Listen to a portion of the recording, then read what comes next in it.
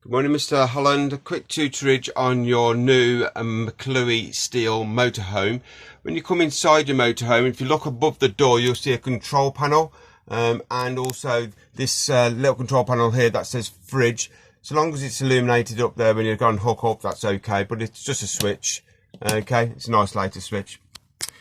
Just on top of here, then we've got 4 buttons down the left hand side. One's got a light on there which says in, and the one below it says out. Picture of a tap, which is your water pump to turn on your water pump, and auxiliary. It's the top 3 that we're more interested in. So the one that says a light in, those if it's turned on, so push it, got the green illumination, that will send power to all your lights. The lights have got their individual switches throughout the motorhome, but they won't work unless that's turned on. The light bulb with out, that's for your awning light. Yeah, the light outside your motorhome, so if you're sat underneath the awning, you can have a light on there. The third one is the water pump. So if you've got water in your tank, I'll show you in a minute how to put water in your tanks. You flick it on, and then when you open the tap, water will come through.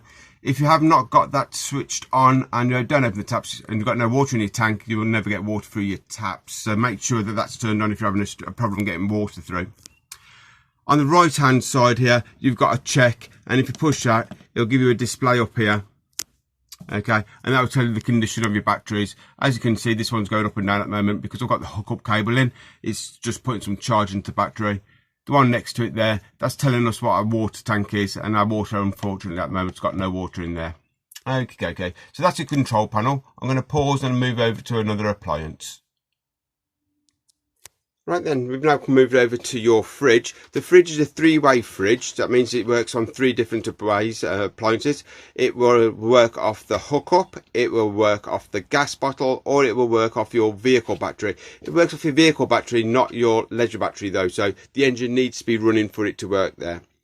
You can see at the top of the fridge, you've got 2 dials here. One that will select the element that you want to use it by, and the other one the temperature.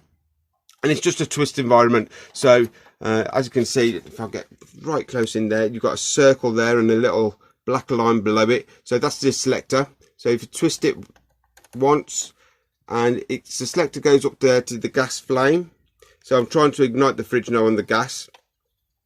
If I twist it again, hook up, and the battery, the vehicle battery. If you go all the way down, auto, and it will select the best element that you can use at the time. The fridge has got locks on it, and you slide it to open it, okay, and you slide it again, and the freezer down bottom. Okay. Just move on to the next appliance, which will be the oven. The oven, it's an all gas oven, so give it a good pull, the door opens, there is a light underneath there. For the light to work, that 12-volt panel does need to be turned on, and you twist one way for the gas oven to light, and you've got an igniter at the bottom there, and twist it the other way for the grill. Okay. Like the hot burners, you push in the knob and you twist it, and you leave it held in. You ignite it with a lighter or a match, etc. Just leave it pushed in for a couple of seconds and then slowly release it, and the flame will stay lit then. Just make sure that it's all turned off nicely, and you don't put the lid down until it's all cooled down. If you can't get no gas through, it may just be that the lid isn't pushed all the way back. If the lid's half down like that, the gas won't come through. Underneath your bed is where we find the water tank. So if I'll just lift up the bed there. Okay. This is quite an important bit of equipment here. This is a water tank, and if you just look at the back of the water tank, you'll see a valve with a blue, like duffel coat peg on the top of it. Now that needs to be twisted, and the button below pressed in. Okay. If that is not in the correct position, water will fall out of the bottom of your motorhome and you'll get no hot water. So just make sure that the blue peg is across and the blue button down the side here at the back is pushed in. This also works off gas or electric. And again, we've got 2 dials here. I'll concentrate on the dial on the right hand side first.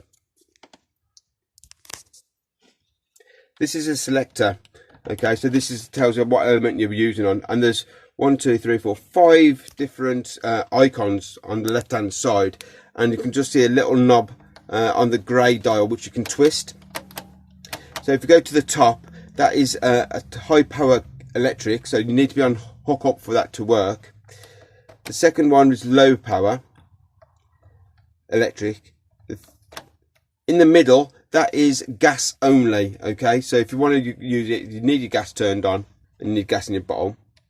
And then if you go down, it's gas and electric together. The reason you can use gas and electric together is just to speed things up. So hot water will take roughly 20 minutes to come through. That heater does both your heating and your hot water. So we need this one here, the one on the left, to tell us what we want it to do. So once you've selected how you're going to use it, either off the gas or the electric or a mixture of two, you then have to choose what you want it to do. So in the middle, on the grey, is off. So if you go to the top will give us 60 degrees water, and you can just see maybe the green light illuminate there just to tell me that I've got it turned on. Second one's 40 degrees. Now that's just water, so that's what they call the summer setting, because you don't need the heating on in the summer. But if it's cold, you just turn it down one click, and that's just going to be heating only. And if you go down 2 clicks, it's heating and hot water. It's just a control panel, that is. That would work off the gas and electric by selecting the right hand panel. So when using the gas bottle for the first time, when you turn it on, there's a little green valve here, and you need to push the green valve down for about 5 seconds, and that will allow the gas to come through and round through the regulator and back down into your pipework. It's not a bad idea to turn your gas off before you set off on your journeys though. Okay.